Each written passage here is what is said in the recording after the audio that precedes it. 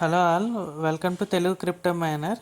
So ఈ వీడియోలో వచ్చేసి ఒకవేళ ఫ్యూచర్లో ఇంటర్లింక్ నెట్వర్క్ లిస్టింగ్ అయిన తర్వాత డైలీ లైఫ్లో ఎలాగ యూజ్ అవుతుందో మనకని చెప్పేసి మీకు ఒక చిన్న వీడియో ద్వారా ఎక్స్ప్లెయిన్ చేద్దాం అనుకుంటున్నానండి. ఇదంతా లిస్టింగ్ అయిన తర్వాత మనకి కొన్ని ఎలిజిబిలిటీ వస్తుంది, కొన్ని పేమెంట్స్ కొన్ని వాటి దగ్గర ఇది అవైలబిలిటీ ఉంటుంది. సో ఎక్కడెక్కడ మనం పేమెంట్స్ చేసుకోవచ్చు అన్నది మీకు చూపిస్తున్నానండి. మీరు ఎక్కడైనా గ్రాసరీ షాపింగ్ కానీ ఆన్లైన్ షాపింగ్ కానీ చేసుకునేటప్పుడు మీరు ఈ టోకెన్స్ అనే కాయిన్స్ అన్ని యూస్ చేసుకోవచ్చు.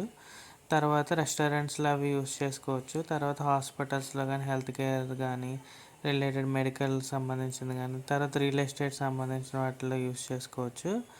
తర్వాత నెక్స్ట్ వచ్చేసి మనం ట్రావెలింగ్ అవుతున్నప్పుడు కానీ ఎయిర్పోర్ట్ ఫ్లైట్ టికెట్స్ బుక్ చేసుకోవడానికి కానీ ఇవన్నిటిలోని మనకి ఎనేబుల్ అవుతుందండి.